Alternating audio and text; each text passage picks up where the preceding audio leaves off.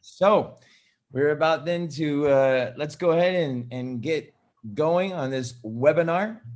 This for marriage. That's called a fail-proof marriage, or fail-proof your marriage. That's what we're trying to do here, and and teach how to guarantee to have the kind of relationship that we want.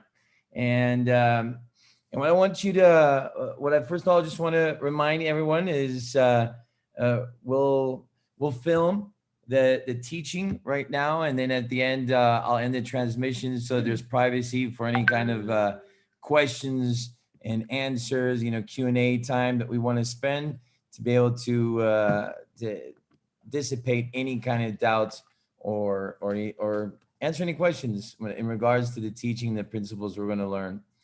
So let's get started. Let me start the presentation then.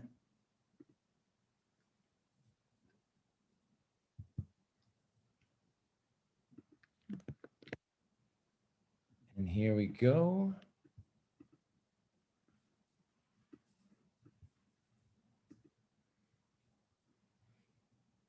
And there. I'm pretty sure that you can be able to see it, right? Mm-hmm. Okay, looks like I started away.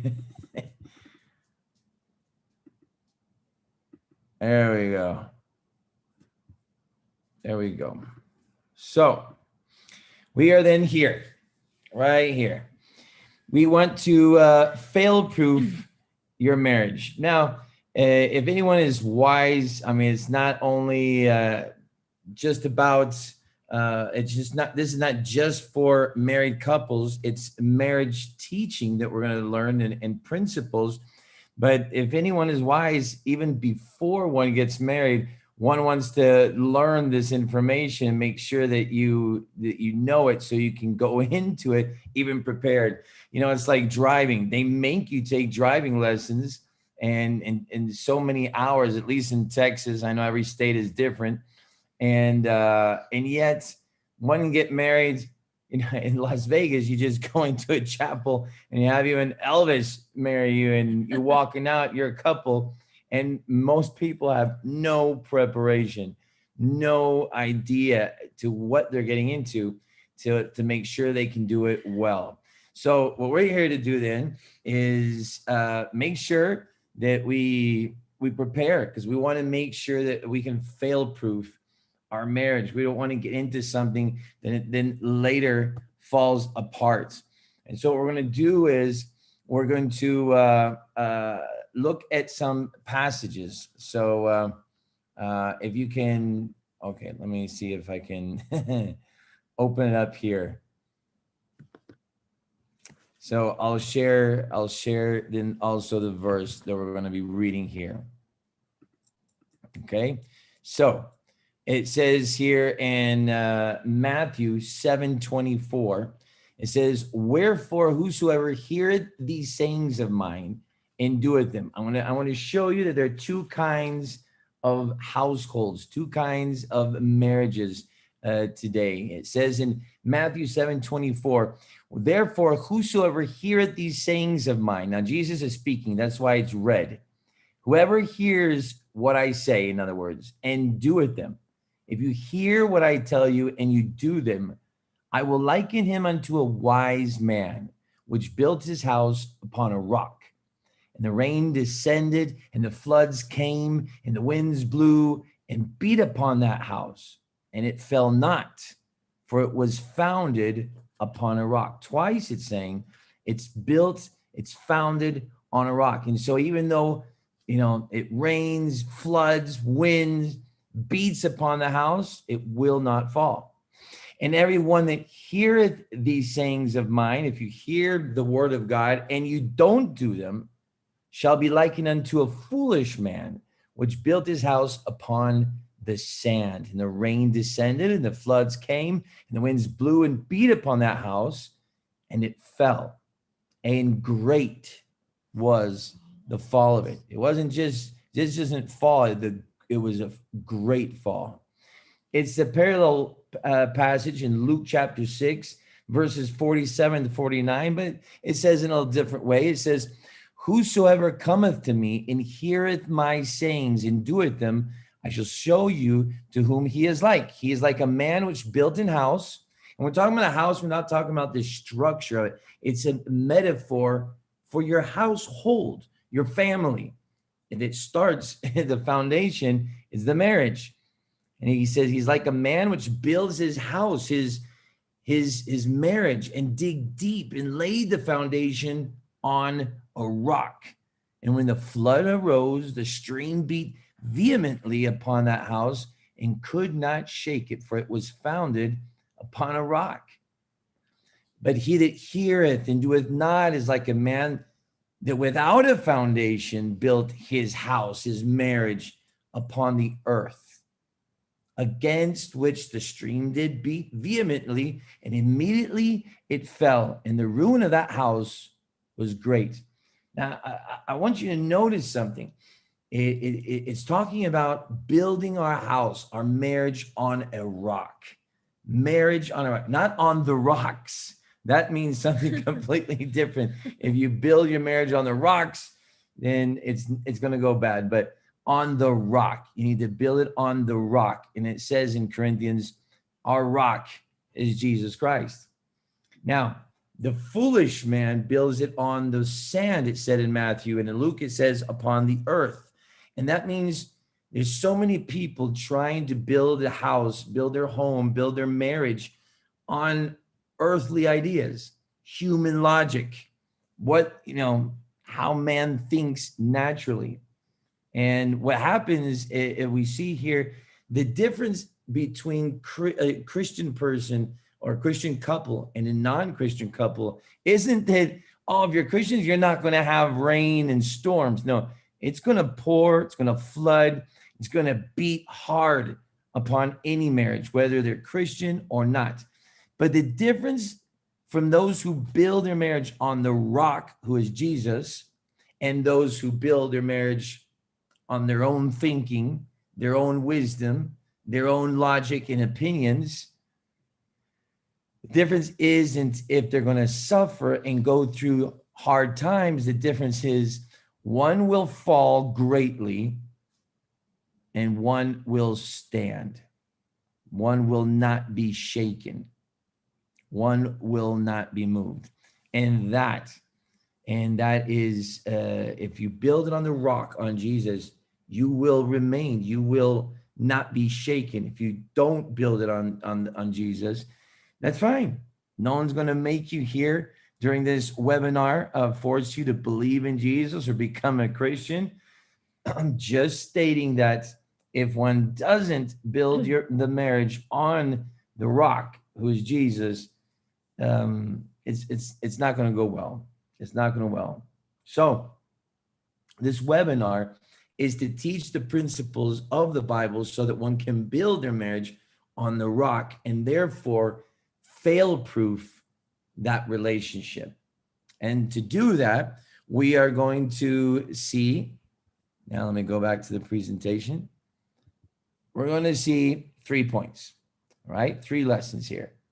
Number 1, we're going to talk about the 4 laws of marriage.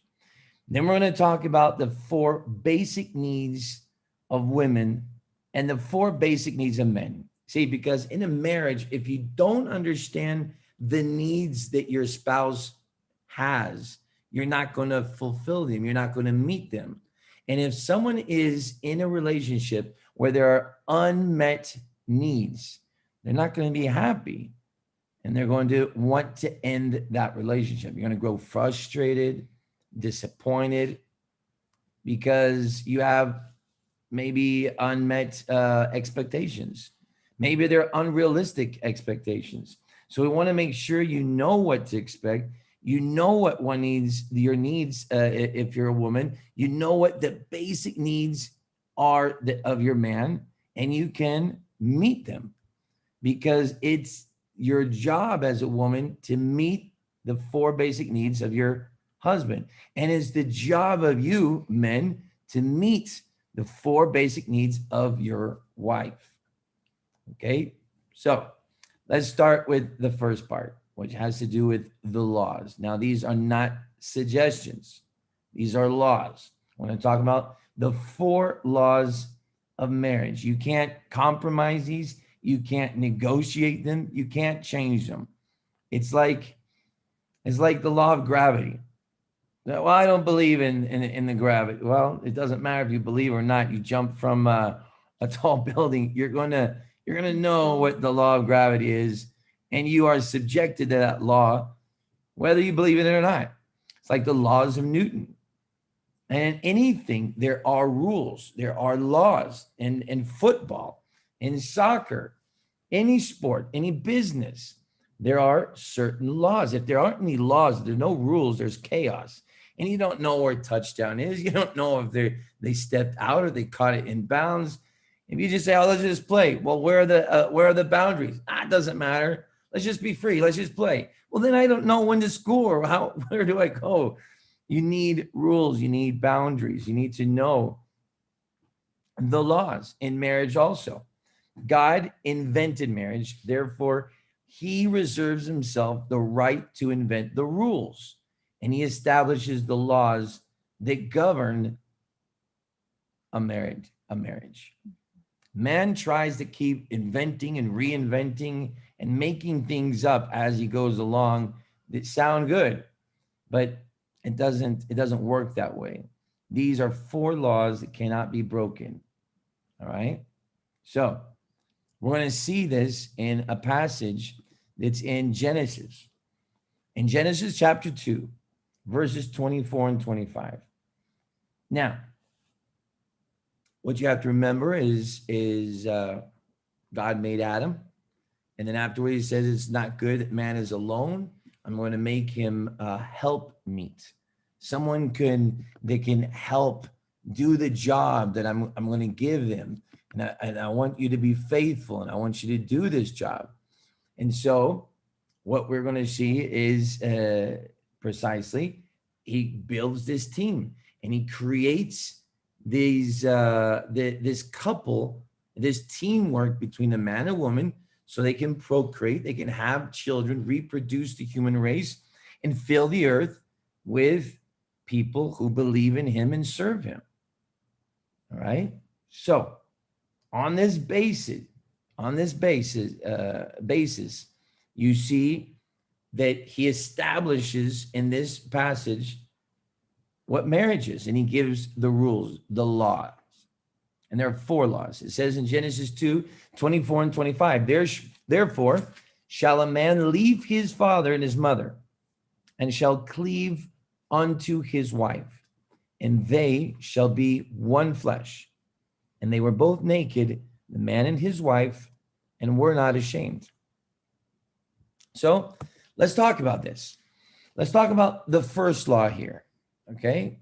Law number 1 is the law of priority. So write that down. The law of priority. And basically what that law states is that nobody and nothing should come before our spouse. Nothing, nobody should come before our spouse. Let's read the passage again, but focus on the part that is this rule. Therefore shall a man leave his father and his mother. Now, I want to clarify. Obviously, God comes first. God is first. Like we already said, without Jesus, without the rock, a marriage cannot work the way it's supposed to. You try to put a chair with two feet on a bench, it's going to fall. It needs at least three legs on a bench for it not to fall. And that's the man, the wife, and God. You need to have him in there, in the picture. God is a spirit, and you need to have a spiritual glue that keeps a marriage together. You need to have God in the picture. Now, if you don't have a live spirit, then it's impossible to have God in the picture, because God is a spirit. And that's why we pray to ask Jesus to come into our heart as believers, because we are born with a dead spirit. And only when we pray and ask God and invite him to come into our life, to save us, to make our spirit come alive, then we are reborn and we're born spiritually. And only then do we become a child of God. Everyone is a creation of God, but only those who receive Jesus are a child of God. And it's impossible to have a strong marriage if both aren't spiritually active, alive spiritually, and like we already established. So that's why we pray and we confess our sins. We know, God, I'm a sinner. I'm sorry. Thank you for sending your son to pay my debt on the cross. In this moment, I open my heart and I ask you to come in. If you say a prayer like that to God, then you will have a live spirit. But then after God, nothing comes before our spouse. Our parents do not take place before our spouse. Our parents, our children, our work, our hobby, our friends, nobody can take the place or come before our spouse. And there are a lot of examples of this. I mean, there's a typical what happens is, a guy has friends and he gets married and he keeps wanting to hang out with those friends. And if the wife feels that she has to compete with his friends, or if the husband feels he has to compete with her friends, then this is what's going to happen. It's going to provoke jealousy. When this law is violated, it provokes divine jealousy. Divine jealousy. Now, there are two types of jealousy. Let's see that. Let's see that right now. In James 3, we see one. Let's go there now.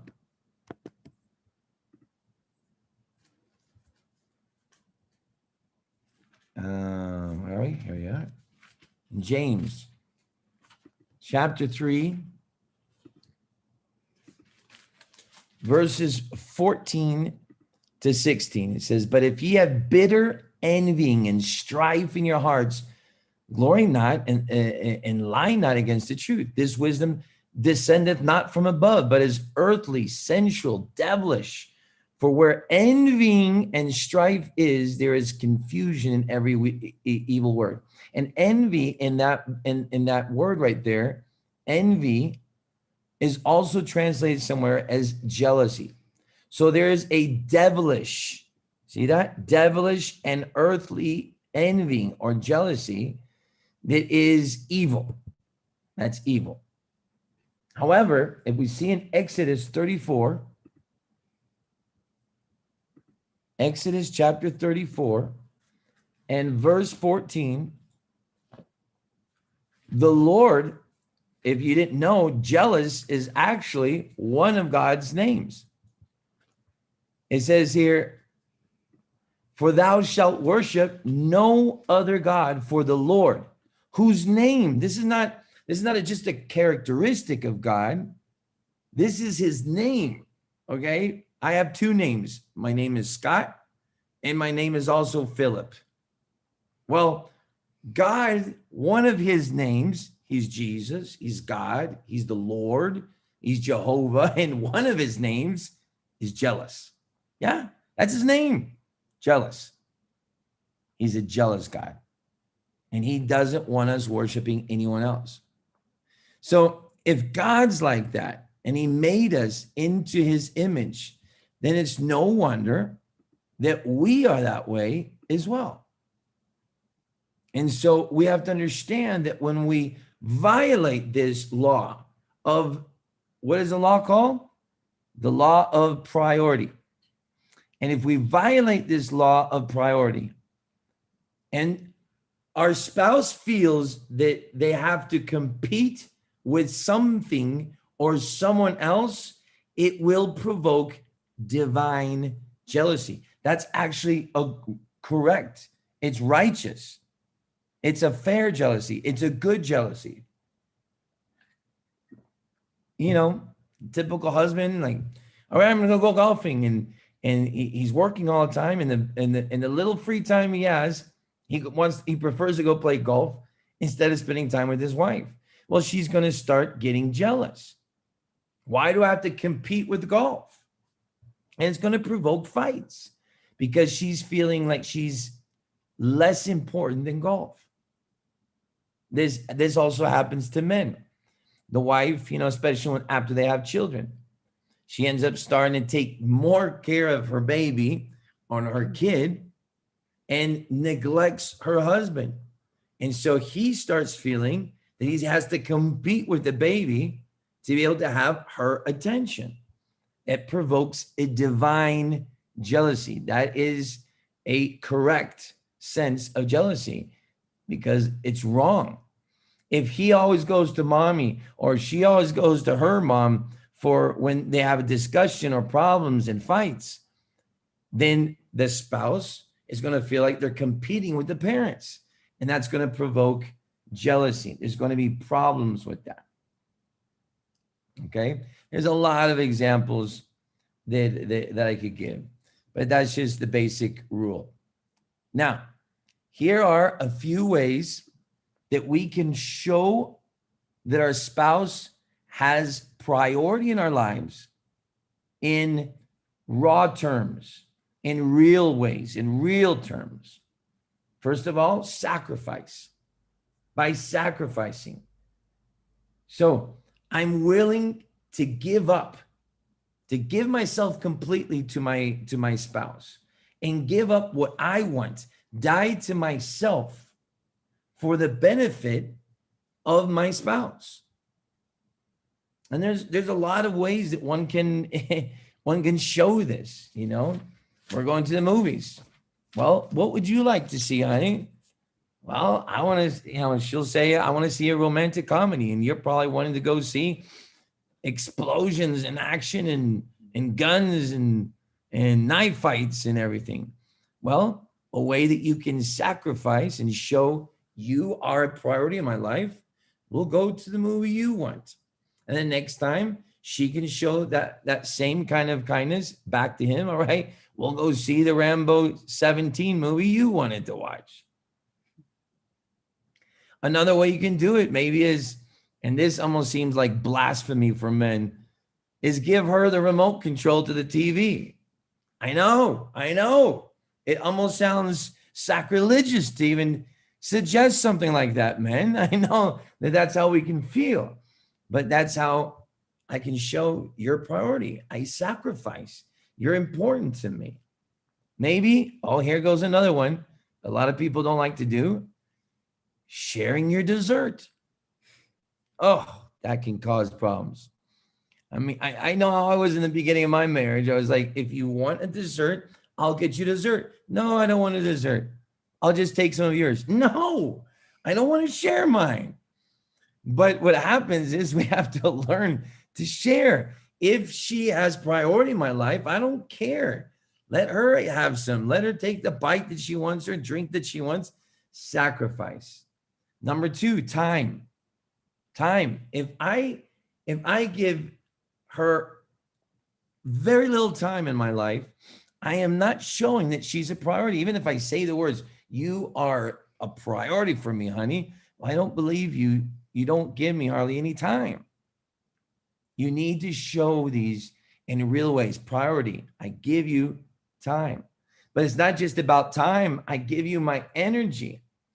Because many times we can be there present and supposedly we're together, but we're each on our phone. We're each chatting with someone else. We're each, it's like, I'm just watching TV or I'm just playing video games instead of giving my energy, my attention to my spouse. Well, it's not going to work. And that's where the attitude also, I can show you a priority when I am nice and kind to you as my spouse. Isn't it true? I mean, this is classic, wives will say, why is it that, you'll deal with any other woman in the world with patience, and you'll be calm and kind when you talk to her, but with me, you're at my neck right off the bat? And it's true. We come home, we let our guard down, and we can show more kindness to even a strange woman that's just passing by asking directions, and not show any patience in giving directions to our spouse, to our wife. Women, many times, won't believe us men. We'll say, no, this is like this, and they won't believe us.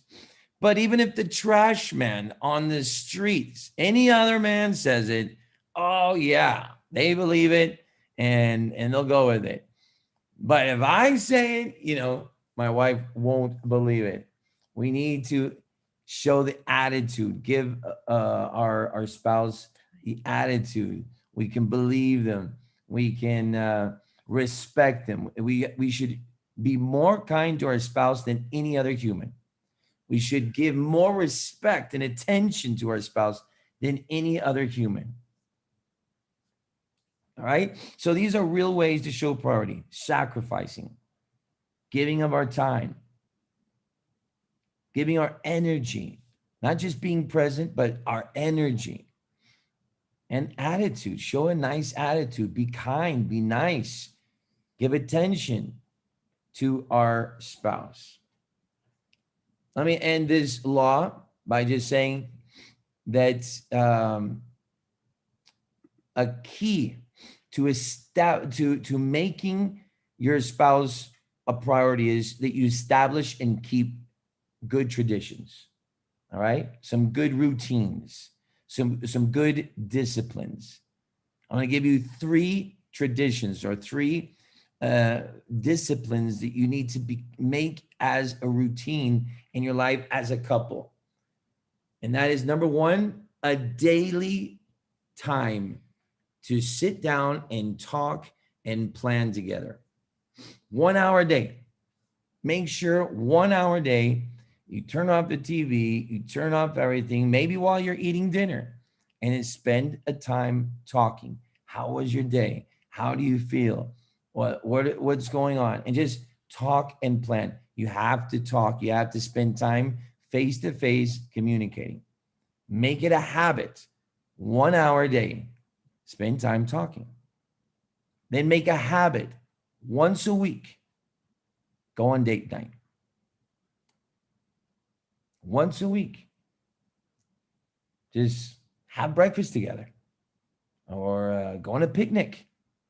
Maybe go to the museum.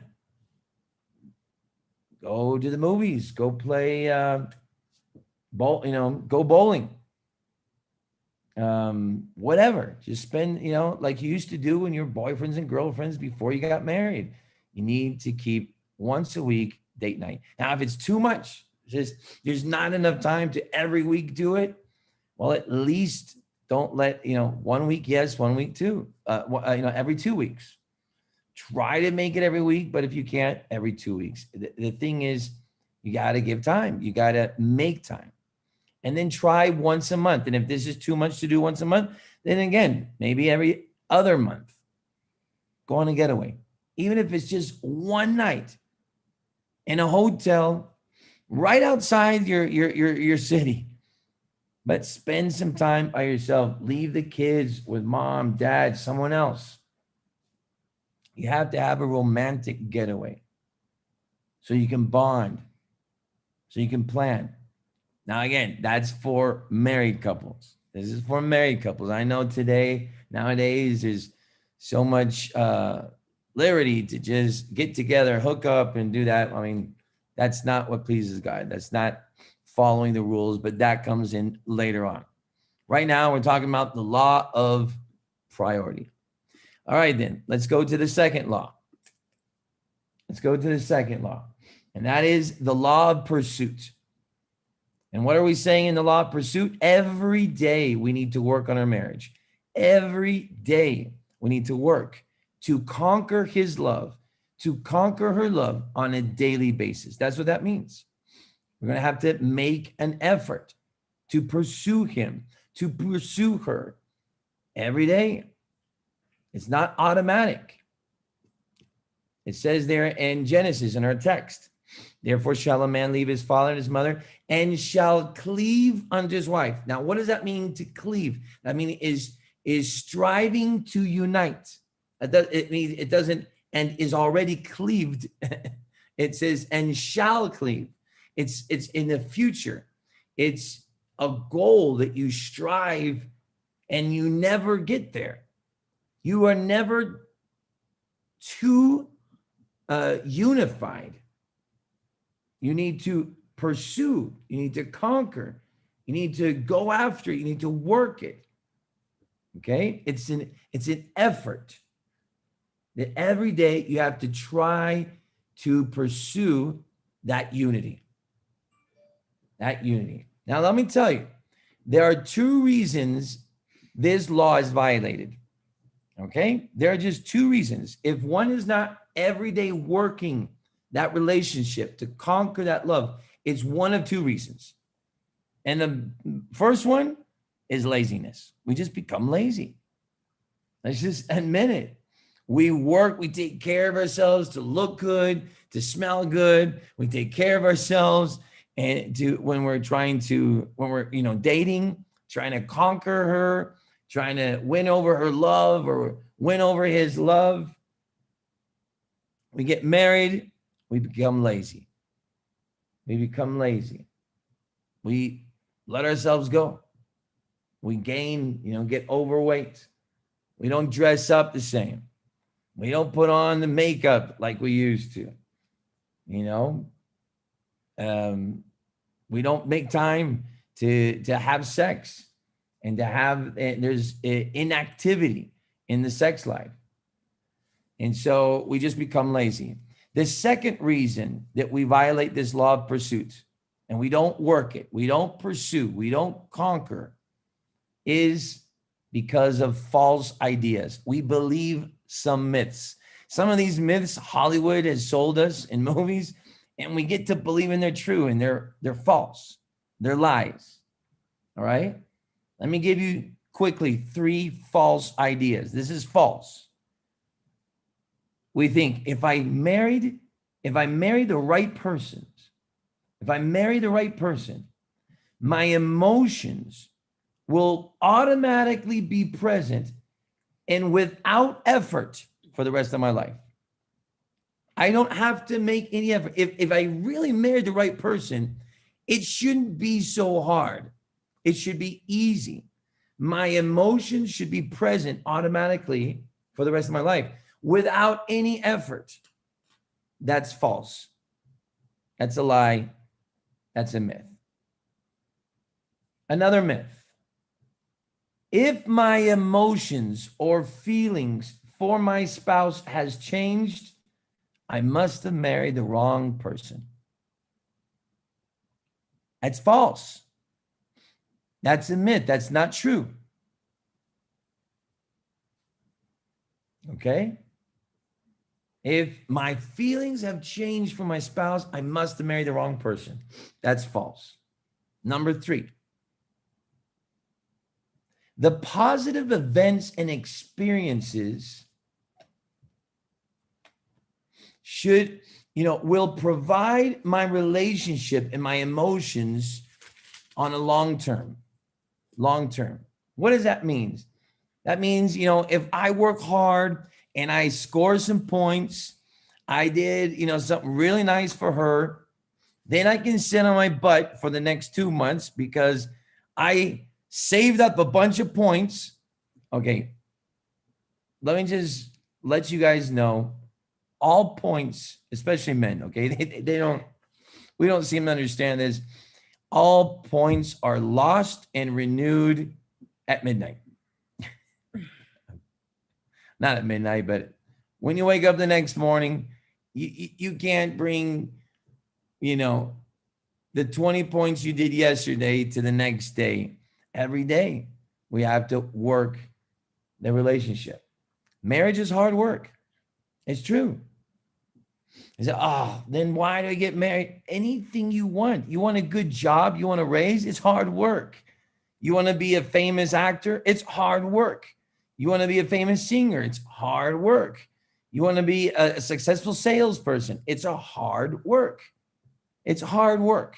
It doesn't matter what you want in life. It's hard work. And marriage is it's no exception. And it will only work, listen to this, marriage will only work to the degree that you're willing to work it. It won't work any more or any better than to the degree that you're willing to work it. And you're like, I want it to work out, but I mean, I don't want to have to make that much of an effort. It's only going to work to the level that you're willing to work it. It's like a garden. Okay. It's like a garden. You have to water your yard every day. You have to pluck out the weeds. If you neglect your garden, it's going to overgrow and die. All the weeds are going to grow. It's going to choke out all the beautiful flowers, and it's going to kill your garden. Now, here's a saying I'm sure you've heard, if the grass is greener on the other side, maybe you haven't heard this one though, it's time to water yours. If the grass is greener on the other side of the fence, it's because you haven't watered your yard. You haven't been taking care of your grass. If it's all dead and brown, and you're like, oh, it looks so green in my neighbor's yard, it's because they're working it. Your yard can be just as green. All you have to do is take time to water it. You have to work it. If you work it, it will become just as green as that other green grass on the other side. I liked when someone said this. If the grass is greener on the other side, it's because you can't see the dog poop from here.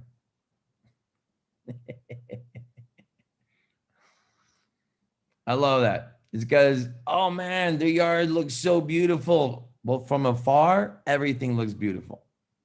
I promise you, it doesn't matter what couple you know that seems to you to be that perfect couple. If you get close enough to that yard, you'll see all the problems in that relationship. The closer you get, the more of the dog poop you can see. The further away you are, it looks perfect. And because you're so close to your yard, you see how ugly yours is and all the defects of yours, but you can't see the dog poop from afar. But I promise you, if you get into that yard, you get close to that yard, you'll see that it's struggling just like yours. And that's where I want to take the time right now to just clarify. Any of you that are watching this webinar for marriage, Gloria and I don't believe we have all the answers. We're not the perfect couple. I know at least 2 times where we've been in a black hole, maybe even 3, where we got very close to calling it quits. Very close to calling it quits. And that's where I want to say this. The best marriages aren't those that have never gone through hard times. They're the ones who, in spite of the hard times, they worked hard and they worked together to resolve the problems. When a couple works together, they understand we're not perfect and we're fighting, we have problems, but they work to solve those problems. Those are the strongest marriages. So work the relationship. Every day we need to work our marriage. Maybe what are some examples one can do? Maybe write notes and hide them. Just something small that's it's just, oh wow, she took the time to write that, or he took the time to write that. Maybe to send a a WhatsApp message every day, just saying what you appreciate about her or about him. Maybe buying a little gift, maybe you as a wife, men are more and more into video games. Maybe buying a video game he's really wanted and giving it to him. It's like, it's not his birthday. It's not Christmas. It's not Valentine's Day. It's just, hey, I saved up some money. I know you've been wanting this game, and here you go. He's going to love that.